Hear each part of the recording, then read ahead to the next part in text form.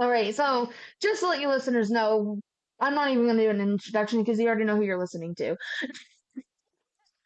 It's just us two today. So before we started recording, I am just going to say it is my mother's, Sela's 2 year woohoo of being off of drugs. That's fucking awesome and amazing. And the resilience that she has shown over the years, it's it's not an easy process. Being going into getting off the drugs, going into the recovery, it's not easy. But what we were talking about before we started recording was the importance it is to her because it's her recovery and how so many people and family members especially don't take that consideration and recognize that hey, that's an important day to her. It should be an important day to them too. Don't get me wrong, because it's an important day to me. Because that's the day my mom changed. That's the day my mom made a difference in herself, so I can have the relationship I want with her, that she wants with me. And so that makes it important.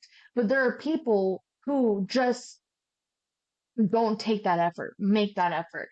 And I was stating how it's not my responsibility to tell them, just like it's not my responsibility to tell them that it's, hey, somebody's birthday. And it pisses me off because last year there was a situation. We all went out to breakfast or brunch at one of the restaurants that one sibling works at. And another sibling was supposed to show up. We gave the time of when they were supposed to be there, when everybody was going to show up. We had other people show up. And what pissed me off the most was that oh, I overslept. Well, we're gonna go over to what's her face's house afterwards, or it was my house actually that you're coming to afterwards, and it's like, oh well, I might as well just turn back around, but it was just like this is a special day for you. It was your 1 year anniversary. That was a special day for you, and it pissed me off because there was no care in the world, no effort put towards that because and I don't know if it's a lack of not being a part of it because honestly, if you look at it, there's only certain of us that have really truly been a part of this recovery journey with you, Hmm. who have supported you through it left and right, who have sat here and was like, no, we're going to carry you through this, whether we have to physically carry you or emotionally carry you. We're going to get you through this. Yeah. And then some of them are just back here. They're literally back there, just I don't know, fucking rooting us on, being some pretending to have some support, but yet they're sitting, but they're not supporting. They're not that to support somebody. In my opinion, to be supportive of somebody is you actively being there. Whatever way they need you, you're actively there. Sometimes you can't actively be there in a financial way, but or an emotional way, but you find another route to be there for them, in my opinion. Or at least to share the important date with them. Help celebrate the important date with them. Like I understand, people have lives and some people are just not equipped to give that support. You know what I mean? And I think that's what it was more of. I just went to the people that were more equipped with the support than the people that I felt that weren't quite equipped. Not to sound like I was like it was just some people have other abilities that other people don't have.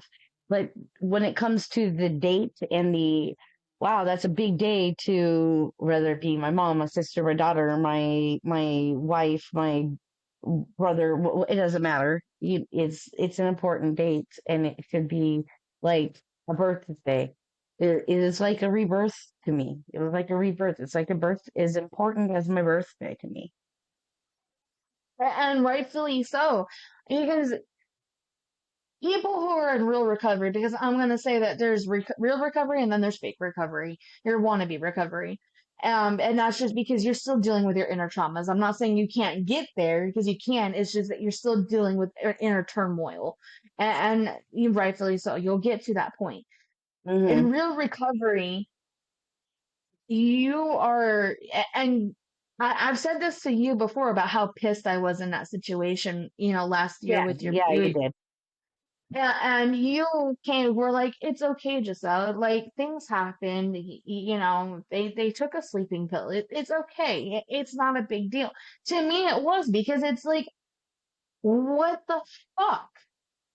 And I understand where you're coming from with, you kind of picked and choose on who you kind of were gonna rely on for that support. And don't take this the wrong way. I wasn't fucking ready for that. I wasn't Mhm. totally ready for to be that support system. I wasn't sure on how to be that support system. It was a walking progress for me, just as it was probably for anybody else, because I never knew what it entailed to be in a recovery of a drug addict. I No, didn't yeah. know what of all the abuse and everything that you've been faced through. I didn't know what the fuck it was going to entail. I didn't, you know, I already had a lot of trauma, and not only that, but your drug addiction had trauma on me. Oh yeah, And of course it did. so and I'm not I am grateful and am honored that you trusted me enough to lean on me to help you through this recovery, because I get to see you grow as a person. I get to see you healed and be who you deserve to be. Mhm. And those wings are spreading. I love to watch, I'm watching you spread your wings and learning how to fly and getting through it, and seeing my mom be my mom, because I've Mhm. always seen you in your active addiction. Um, I've always seen you, but I only seen bits and pieces of you. And now I'm getting to see all of you and know that you have emotions and you're not a heartless bitch. Just to be honest, you're not always mean, but it just bugs the shit out of me that people don't pay close attention enough, or are so caught up in their own worlds and so selfish that they're not seeing something that's special to you, whether it's small to them. And that's where it bugs me. And maybe that's because I went through it. My biggest moments were seen as little, and wasn't big to other people. So I always ended up having those, self Self, celebrations. Yeah, yeah, my own little woohoos, and then carry on with my day. yeah, just Give myself a pat on the back. yeah. Exactly. And then carry on because nobody else fucking cared. And that could Mhm. have a lot to do with it, and that's why I get so angry over it, is because it's like, fuck you, you didn't give a shit about me, and now you don't give a shit about them. You're selfish. You can't Mhm. take 5 fucking minutes out of your day to say congratulations. I'm fucking proud of you. Thank you for we're doing this, and I'm glad to see that you're doing it. And then carry on with your fucking day. It takes a text. All it does. And you can just text it. Mhm. Birthdays. My birthday, I've had people not tell me happy birthday until it was my brother's birthday 2, 3 days later. And it's like, well, fuck you too. Right. And I think that's where it comes into play. And I wanted this recorded because, you know what? I have been silent for so long. And even through the whole podcast, I talk out, but I'm very quiet. And I don't speak out about how I feel on some things. And you're my mom. And yes, I'm protective of you and and all that.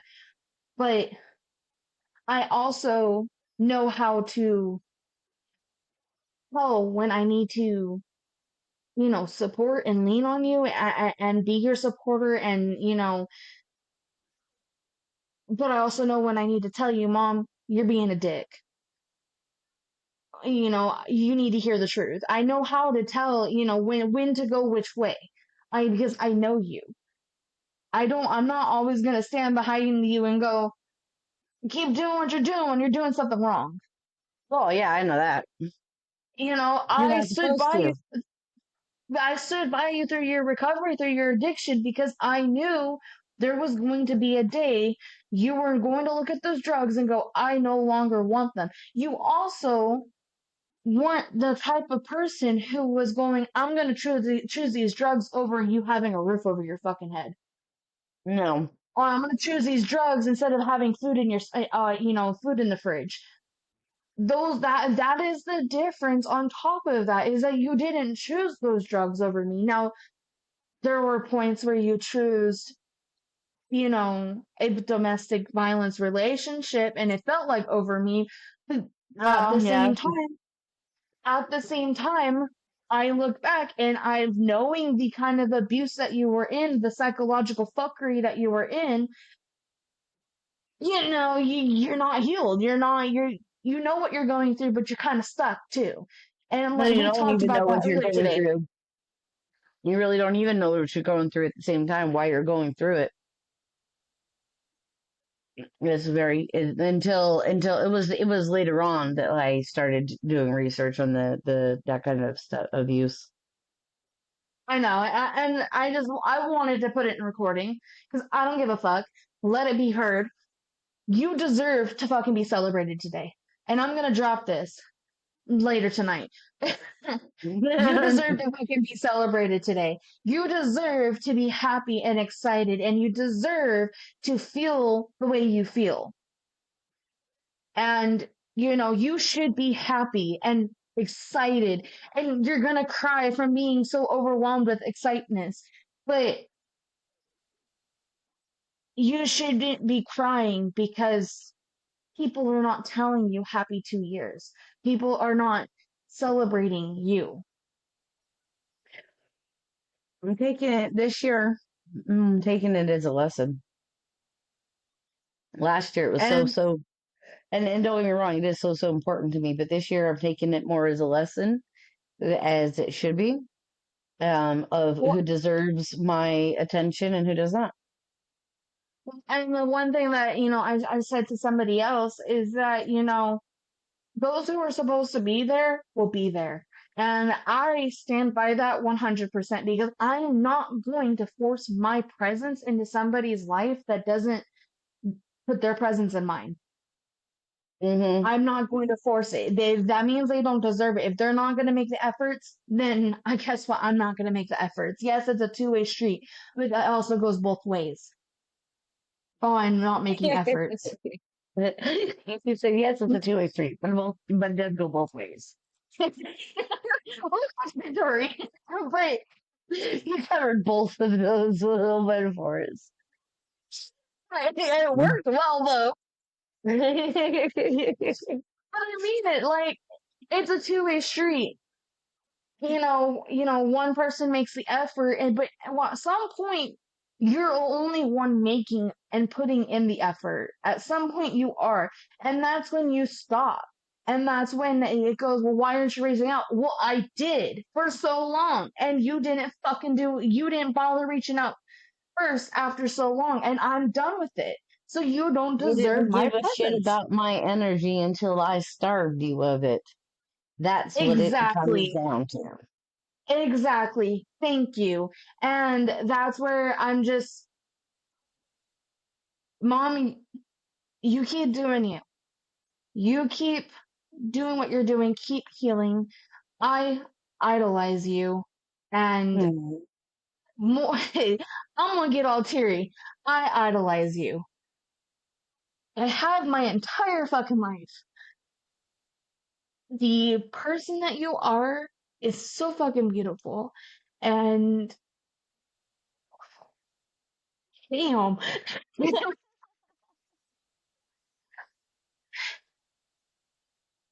seeing your light get dimmed for so many years has been the hardest thing to watch.